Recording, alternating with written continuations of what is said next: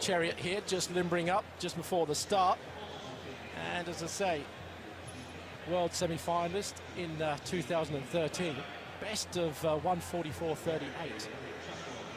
So you can see that most of the Kenyan team can dip under that magic 144. And if we get below that 145 for every single member, it will be a world record. But looking at the flags, they are dropping. So that's an important factor too.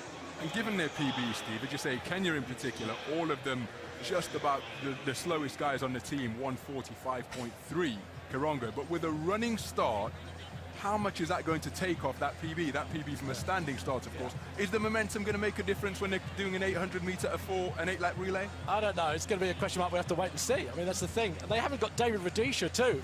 Look at that. I mean, you take out that man, the world record holder, Olympic champion, and you can still field a team that could break the world record. But there's the lineup: Poland, Kenya, Australia, Uganda, Spain, Slovakia. And the big two, I suppose, there's the United States having to share the team, or I should say their lane with Slovakia. The Kenyans in lane 2, the one to watch, I suppose. As we said, the lead leg going for them. 144 man. Let's just wait and see what sort of tactics they're going to produce. Are they going to go off hard? There is a bonus of $50,000 if they do break that world record. That's got to be an incentive, hasn't it? It surely has, I believe, and I think the Kenyans have got a good man with Ferguson Rotich, Chariot, to do just that on the first leg for them. He really emerged on the world scene last year, and I think he's one of those guys who like to go out hard. So this, the first final of the IAF World Relays. It's the men's 800 meters, and left almost on his blocks at the start there was the Ugandan. And it is indeed the Kenyan Chariot who's showing strongly. Right on the outside, the United States are all led off by Michael Rutt. But the Kenyan has, as I thought he might do, he's showing his intentions here by going straight into the lead. Now, the Spaniard Lopez is normally a man who hangs back. How will he run it? Well, he's on the inside there in the red and gold colours of Spain, but he's back in 4th place. It's the American Rutt who's now coming up to chase Chariot. It'll be fascinating to see how fast the first lap is. Steve Barrett. He's going off hard, isn't he? But Rutt really has made the right decision. You've got to go after the man here. You can't let them drift. Because if you do that, they're going to get a big gap, and that's going to be comfort zone for the Kenyans. They love that sort of thing. They like to be put in a position where there's no pressure. Let's look at the time. He's gone through in a 51. He's not slowing down, is he? No, this is just the pace that's needed for something very special. Okay, he's out on his own. Will the whole of the rest of the Kenyan team be out on their own? Can any of the other nations claw it back? We know the Poles have got 2 very good men at the last ones, Lewandowski and Schott, but will they be anywhere in contention? It's Chariot for Kenya with just 200 meters of this first lap to go. Then there's a 25-meter gap back to the Americans, then the Spaniards. The Poles, who I mentioned before, are 3rd from the back. One team just tailed off right away. It's the Kenyans really firing away here. Lopez of Spain has run really well. He's come through past Rutt into 2nd place. But there's a big lead. It's 30 meters now as Chariot takes off for the Kenyans. He hands over. Let's see who takes in 2nd place. Yes, it's the Spaniards, then the Americans.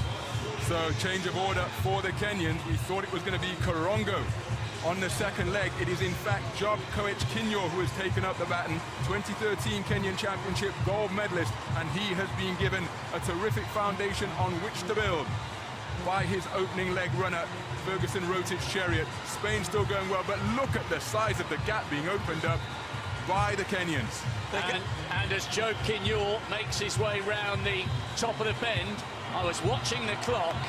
The first leg finished in almost bang on 145. A world record is not inconceivable. Well, actually, we've got 146 on our computer screen, so 55.3 second lap, but it's still on. Kinyo looking incredibly comfortable, and there is almost, well, that is around a 40-meter gap as we move into the 2nd lap of this 2nd leg. Kenya way out in front. Bermuda showing well. But Kenya, with clear daylight, this a time trial for the East African nation. But look at the back of the traffic now. Aaron Evans, the Bermudan record holder, 146.26 at his best, and he has got his Caribbean nation right back into contention. And remember, as far as the Polish athletes are concerned, they've got Schott and Lewandowski to go on the two last legs. They've got their big men still yet to make an impact. Aaron Evans could well be paying for going off so hard. He's dying a rather painful, slow death, but he's holding on. But it's all about Kinyor. Kinyor striding away, Djokovic Kinyor. And now Aaron Evans has been passed. But as we approach the change to second to third, Kirongo away for Kenya. USA in second place. Johnson has it for them. 1:45.7, that second leg by Kinyor. So Kirongo heading out down the back straight. Brilliant effort by the team from Bermuda to try and stay in the mix. The Polish quartet have got a lot to do. Lewandowski has a mountain to climb here. And in second place, it is Johnson of the United States. He is on the left of picture there. Now the camera widens out and we can see Kirongo, and Johnson is making an impact, I think. Well, Johnson's a late comer to the 800 metres. He's a 400-metre hurdler especially, so he knows what pain is all about. And he's trying his best now to claw it back, but that is a massive gap that the Kenyans are opening up. And they do not relent. They just keep going on and on and on, and it's preciously close to that world record. And a 50-second lap there for the Kenyan. Well, he's blistering through. That's an unbelievable lap time in the relay. You're not supposed to do that, but the Kenyans don't take any notice of what they shouldn't do. They just get out there and do it. Still a battle royal going on for third place. There's the Bermudan quartet, and now Lewandowski starting to make his quality pay, but he's going to have to work miracles here to get them back in touch with the Americans, but he is closing the gap and moving away from the rest of the field as the Australians move through into fourth place. But it is still Kirongo. Can he keep it going here? Fourth in the Kenyan Championships last year. He's got a best of 1:45. It's going to be ever so tight here. A world record is a possibility.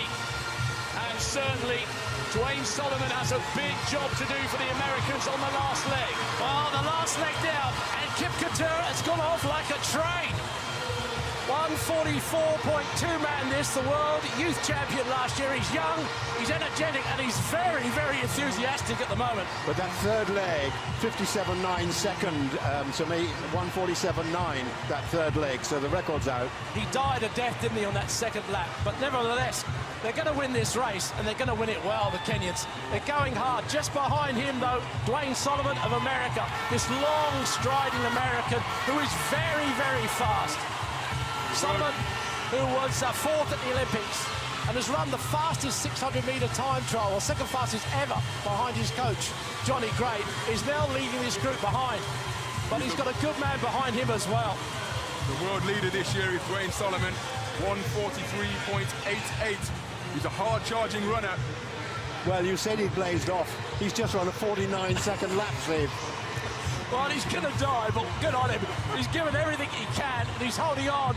They are closing, they really are. Solomon's running well. Just behind him, though, is Schott. This man can finish fast. He's got an incredible change of pace. When he can actually get past this big American is another thing, though. Dwayne Solomon is strong, he's big, and he's tall, and he's pushing it on. But they are closing the gap on the Kenyan, who is now suffering after that blistering first lap. Can they close even further? He's dying, he really is, and it looks as if they may catch him. Well, can Solomon do it? The gap is now 10 metres. 8 metres to go. Schott is coming past Solomon. Can Schott close the gap and get the gold medal? Can he not? No, the Kenyan holds on. Well, Kip Couture gave everything he had, and there wasn't much there. The tank was empty, but he came through in the end. The Kenyans get it. They led from gun to tape. There was drama on that last lap of this particular race. And it got the crowd on their feet. They thought it was going to be really a dramatic